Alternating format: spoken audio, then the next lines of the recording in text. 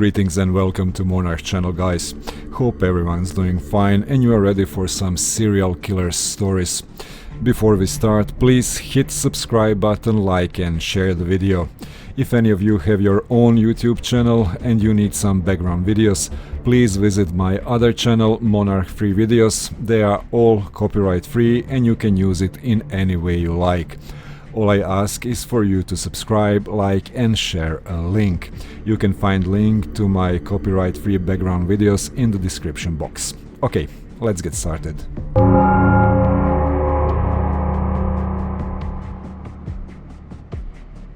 Karol Kot was a Polish serial killer who terrorized Krakow, the city he was born and raised in, until his capture in June 1966. Due to trial evidence and to seemingly random choices of victims, which included children and elderly people, Kot was nicknamed the Vampire of Krakow. At the trial, in which Kot pleaded guilty to all of the crimes he was charged, he was sentenced to death on 14 July 1967. After an appeal, the death penalty was reinstated and carried out on 16 May 1968, when Kot was 21 years old. Karol Kot spent his whole life in Krakow. His family consisted of his father, who was an engineer, his mother and a sister who was 8 years younger than him. For family summer holidays, the four would travel to Pcim, to the south of Krakow, where aboard Kot began to regularly visit a butcher shop and became increasingly fascinated by knives, dying animals and blood. Kot found pleasure in watching dead, and at the encouragement of some of the abattoirs in drinking still warm pig blood. The young Kot was also tortured small animals, was abusive to his sister's cats, and started collecting knives.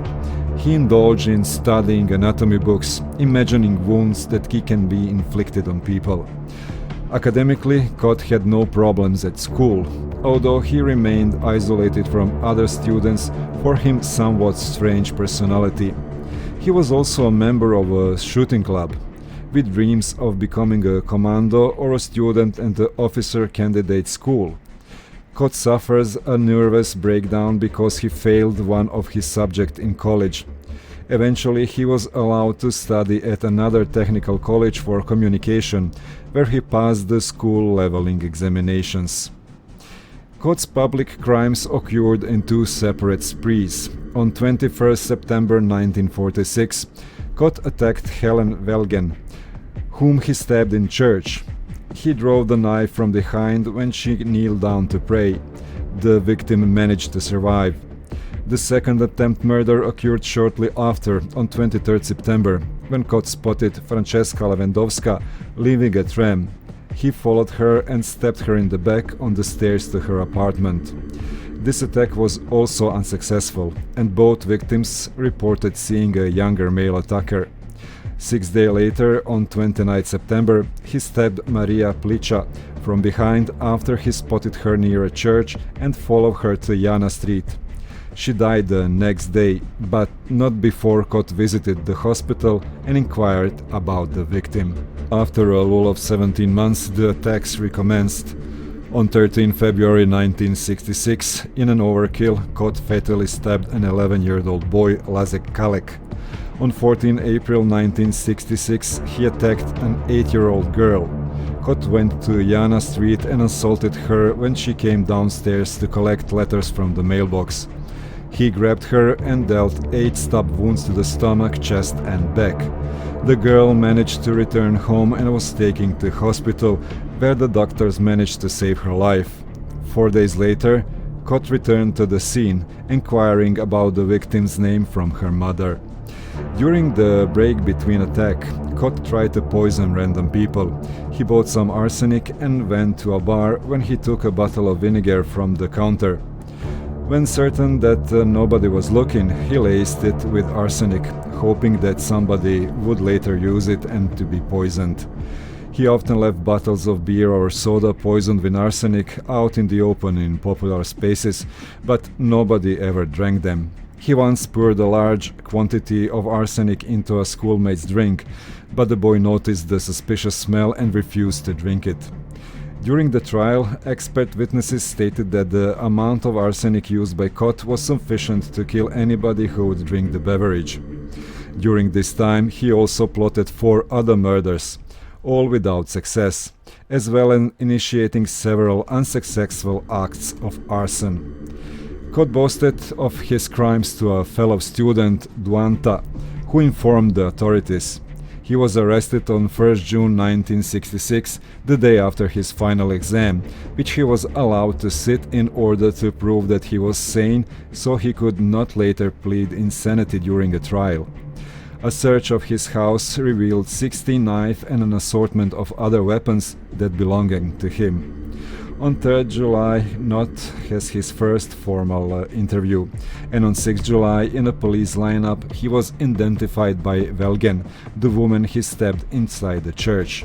He openly admitted and detailed his attacks and other murder attempts, and was then charged with 2 murders, 10 attempt murders, 4 by knife and 6 by sodium arsenate, and 4 acts of arson.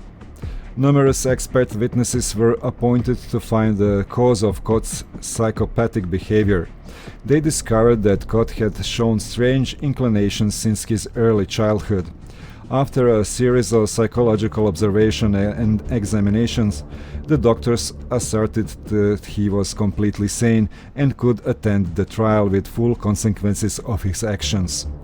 When asked in an interview whether he was aware of notion of murder being a crime and evil deed, Kot shortly presented his moral standards.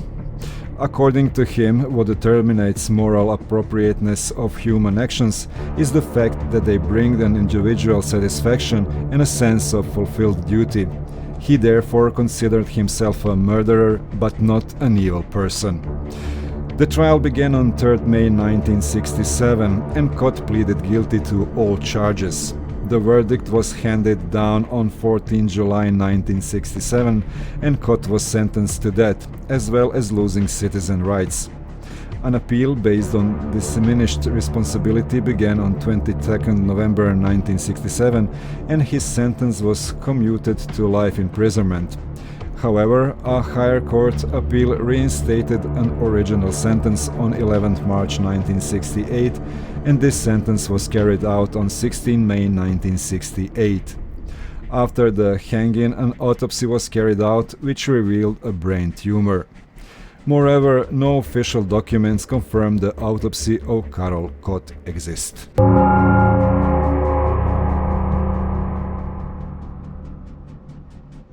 Joachim Kroll was a German serial killer, necrophiliac and cannibal who operated in Ruhr metropolitan region from 1955 until his capture in 1976. He was convicted of 8 murders and 1 attempted murder, but confessed to a total of 14. He was sentenced to life imprisonment. Born the son of miner in Hindenburg, Kroll was 6th of 9 children. After the end of World War II, during which his father was a prisoner of war, Kroll's family moved to North Rhine-Westphalia.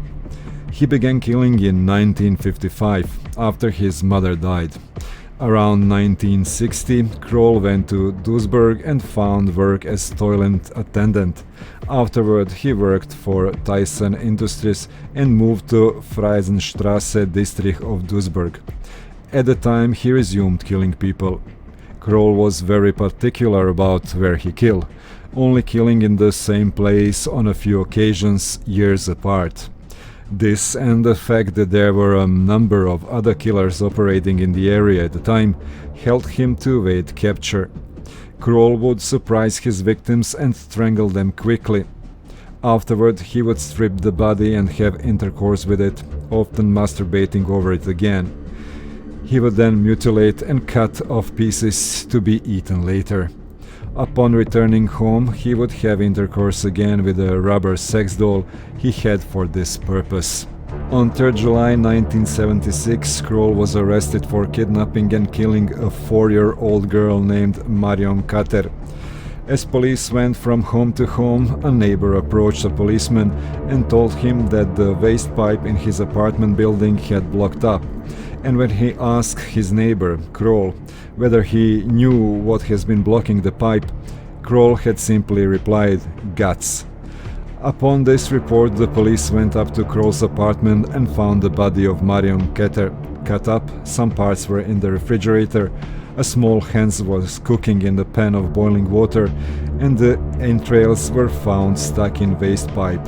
Kroll was immediately arrested. He admitted killing Marion Keter and gave details of 13 other murders and one attempted murder over the previous 2 decades. Kroll said he often sliced portions of flesh from his victims to cook and eat them, claiming that he did so to save on his grocery bill. In custody, he believed that he was going to get a simple operation to cure him of his homicidal urges and would then be released from prison. Instead, he was charged with 8 murders and 1 attempted murder. In April 1982, after a 151-day trial, he was convicted of all counts and was given a life sentence. He died of heart attack in 1991 in the prison of Rheinbach.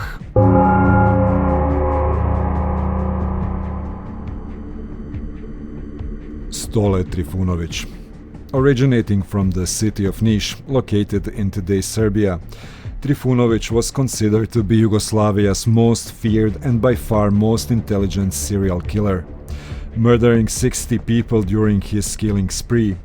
Trifunovic came from a troubled home where his alcoholic father would often bring prostitutes and make his mother watch the ordeal.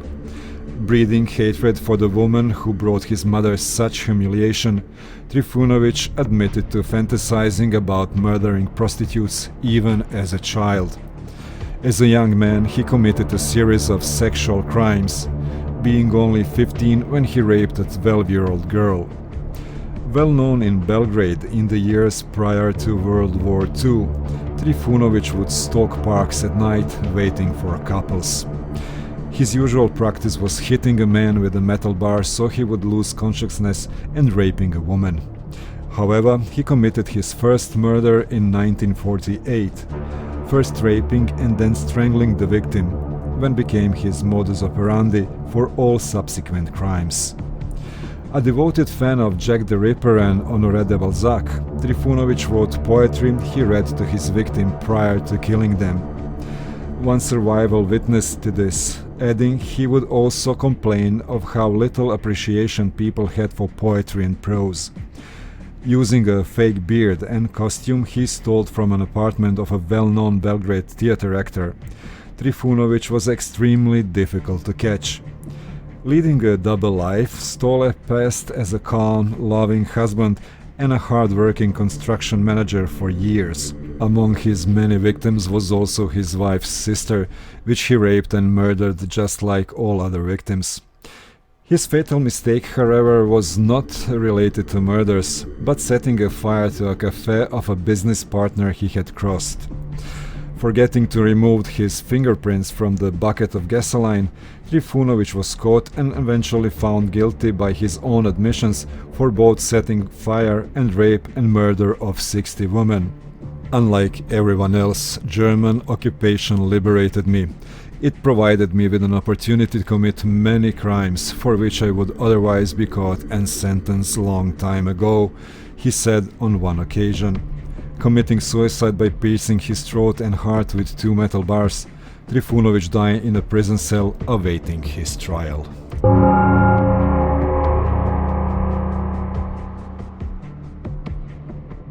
Thank you guys for stopping by, hope you liked these stories. Before you leave, please subscribe and hit the like button. If you have any stories, true or fictional, or maybe you have some scary videos you would like to submit, email is in the description box. And if you need any copyright-free background videos, subscribe to our other channel, Monarch Free Videos, as well. Links are down there. Just put a link to your description box. That's all. No permissions needed. Stay safe and I'll see you soon.